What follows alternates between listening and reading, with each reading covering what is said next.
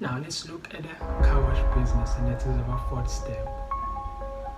Now this is a business with 80% failure within 2 years of existence, mostly in South Africa. And now, what causes this is the lack of innovation, and everyone just wants to be the same and seem not to understand business metrics, nor have future entrepreneurial eyes to see the opportunities that are there before them. Now, I want to teach you to look at things like a real entrepreneur and not a wannabe. Now, without delay, I will go ahead and welcome you to this common and less understood business. Now, all you need is a land or maybe an open space, running water with a hose, 20-liter bucket, sunlight liquid, sponge, towel, 2 brushes, porridge like maybe kiwi, black, 2 working hands, and the spirit to persevere and see things through. So you don't need a lot to start. You will need to work in line with other like-minded people for the future expansion that might be in your mind, and that I will inform you about later on. Now, this kind of business, it thrives in areas like near a petrol station, because people are like filling their tank, they like to wash also their cars. If you put one near a petrol station, that is a great positioning. The road intersections, there's a lot of traffic there. Near a highway, near shopping malls, busy roads, corner of the streets, and areas where there is a sitting place, drinks and meat. So those kind of areas are quite good for this business. So positioning is also important for the success of this kind of business. Now, with dates laid out, I will also show you a way to create demand and attract customers to you if you don't have one of the above areas, no resources to acquire one.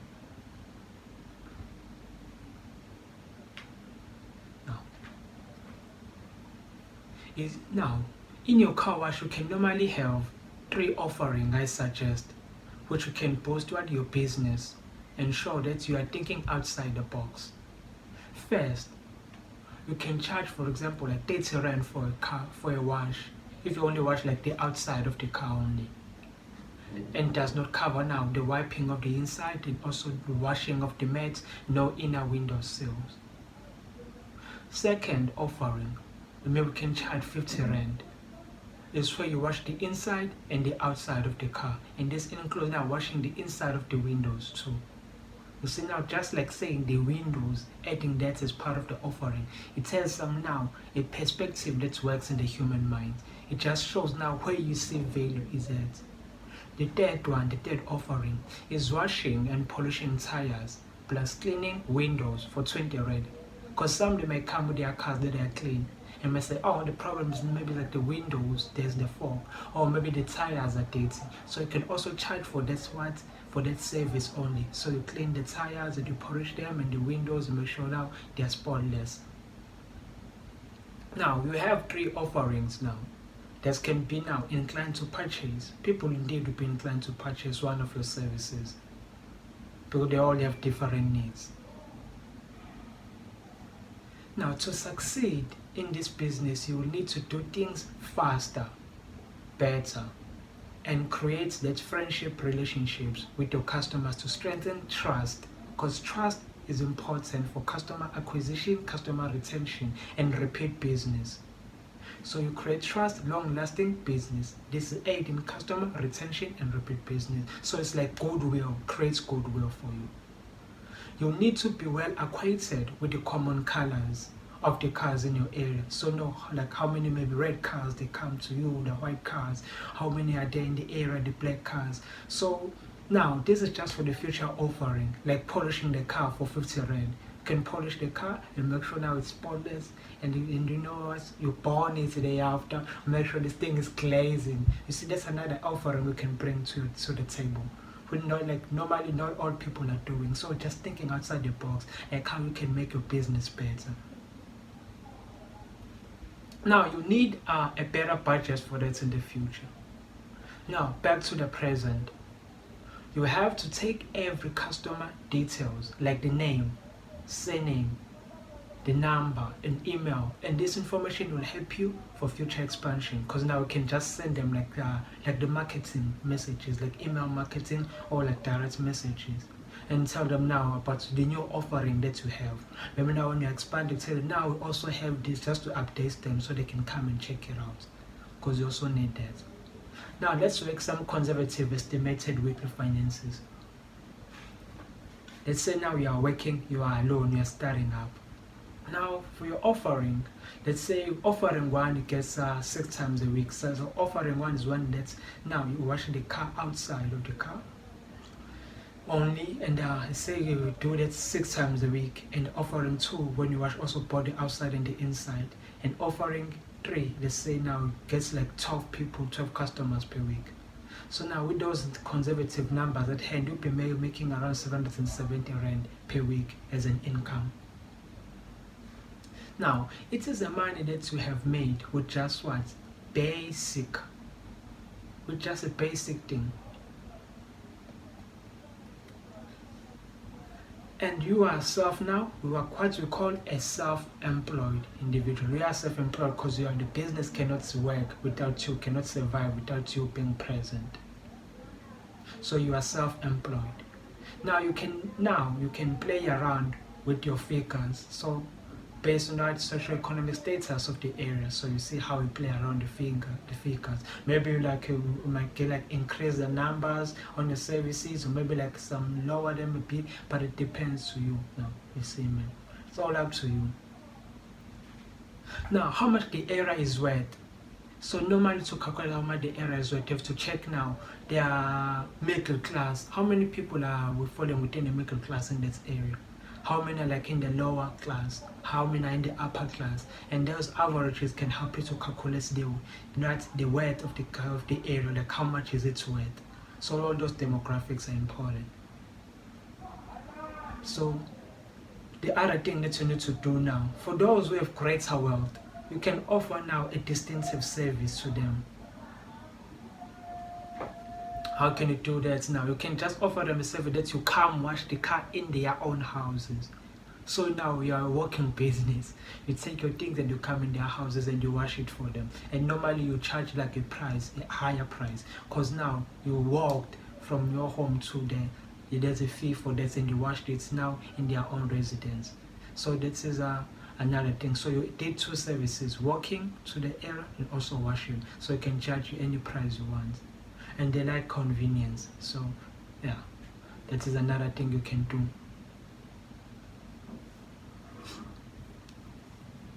So now remember, I said I can show you how to attract markets to you.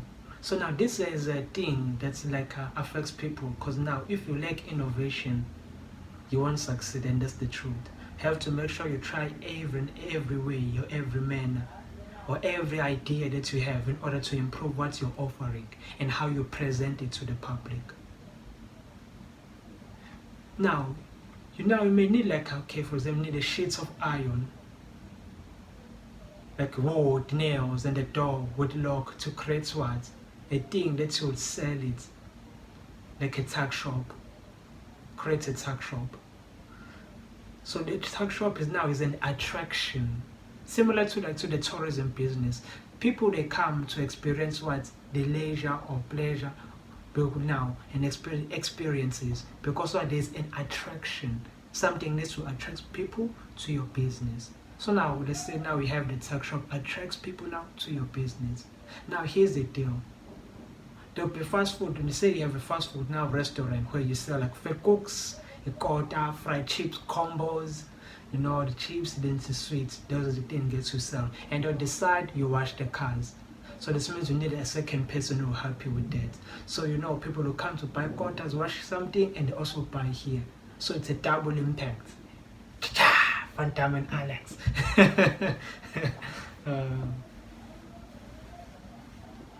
Now, you can now open a car wash on the place and use the car wash plus the fast food restaurant profits to finance your expansion.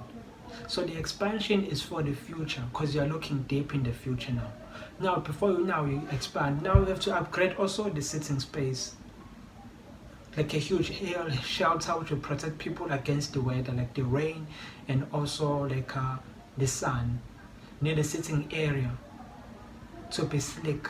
Because now, I have to tell you something people they look down on. Sitting area is quite important because now it represents your offering. It's part of your offering.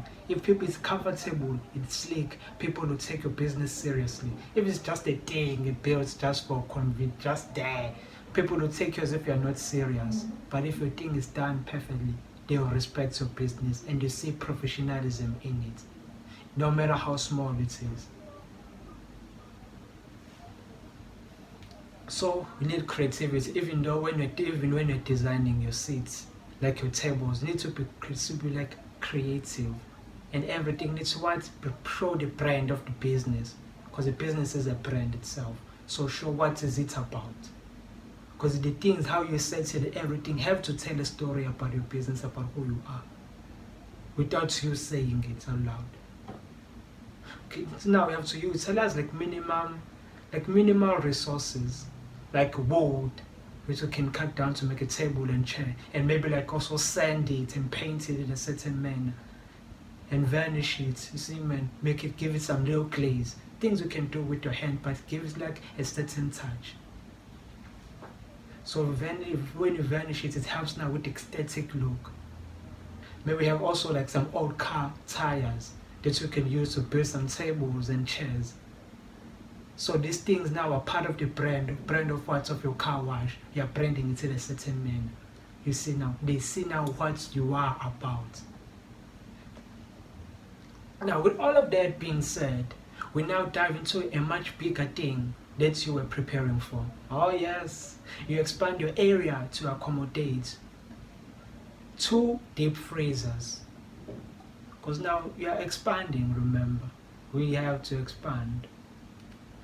2 deep freezers. Why you need deep freezers? Now it's where you sell meat to the customer and you hire more employees. So you can do a little shisanyama, so a fry right here. So we have now fast food, there's a car wash, you increase now your attraction, now there's shisanyama here. People who like eating meat will come to your area. If they want to buy it, they come to that area. So mostly people with cars, they like meat. They won't go travel pretty far just to get meat. They just come to you. They know you can do it all. All they need, they can find it in a single place. You give them meat, some fast food. They also offer like some bread, some drinks, all those kind of things in your tuck shop. They know also wash their cars. So we do many things at once. You see now, you are creating a demand in an area. You are attracting your customers to yourself. And now you can also like buy meats for customers, so there should be an added fee for that. Now the price of meats with and without spice, and fried and unfried, will differ based on your liking. So you decide the price. If it's like a meat, just buy meat like based on the kg, like okay, you give a meat. If now it's fried or not fried meat, you sell it. If it has spice or you don't have spice, you sell it. So different prices for all of that. You can play around it and see how you present it to the market. Now you have to do market research and come up with those values, because you have to see which prices are working for you, which one will be right for the markets of yours. Now, don't forget economic status of the community, because this will always influence your pricing. You can't be like charging high prices as if you are in a mall or yet you're in a hold. You see, think wisely. Now, the good thing is that now you understand pricing, economic analysis, market segmentation, and how to reach your market. So with all of those knowledge that you have acquired till now, will help you now to make you succeed. Now, I've given you a chance of being the next Steve Jobs of enterprise. Now, any expansion and diversification is up to you. You can now install cameras inside the store and outside to monitor whether there are people that you are hired or employees, they are working or they are not, and whether they steal or they don't. So you have to monitor them. Don't just say, I'll put them trust on them. Even though you might trust people, something might happen that they might want money. Remember, money, if they love money, it might like trigger a certain emotion in them. Be like, he's not looking, boom, they steal your money. So always monitor them, whether they are working or they are not, whether they steal or they don't. Have to monitor people. This is a business, so treat it like one. You can now hire someone to manage the car wash, the restaurant, the fast food restaurant, and the shisanyama, and all of those business inventories, orders, people, and system. You need now to hire people to manage all of that. And now remember, you need to train everyone on how to do the job, to like your way, because now you have to instill the culture to people. They cannot like develop the culture of the organization. You yourself have to introduce culture to them. That is what's important. Now you can now hire someone to look over the line managers, because now 3 are managing like the Carwash, the fast food restaurant, and the others managing the Kishisanyam, and you hire a manager who manage those 3 people. What are you doing now? You are climbing the ladder. Now moving yourself away from the business bit by bit, so you can gain freedom, because at the end, when you open a business, because you need freedom. That's what it's all about, freedom. Freedom of mind, freedom of location, spiritual freedom. So you can do whatever you want with your time. That's what you will do business for. So that you're not stuck and now doing things you don't like, always busy. No. So now you're working towards the future, but to prepare now. Now you will have to test that for a month and see how it works. And see whether the business has improved or went down, and do some adjustment. That's a need there and there, because that is important. You try things and you test it and you see how it went, and you see where you need to improve, where you need to adjust, because now you're building your crusade. Now you need to do your own finances before you can hire an accountant, because that's how embezzlement of funds do happen even in like large firms. You have to do the accounting your own self. There's some software called EasyBooks. You can use that one like to manage your own like finances, and make sure you know the deep foundations of it, because you need an accountant to manage your books. And later in the future, in the near chapters, I'll tell you more about hiring a tax accountant, which is required. So now you need a lawyer, an assistant who will take your call, email, and set your schedules. Each manager should have access to your WhatsApp business group. Now it's where they can take the orders from the consumers. Because now the order, someone may call like say, okay, I'll come to wash my car at this time. You have to note that down. Know like, okay, how many are coming. So now you're systemizing everything. Everything you have to systemize.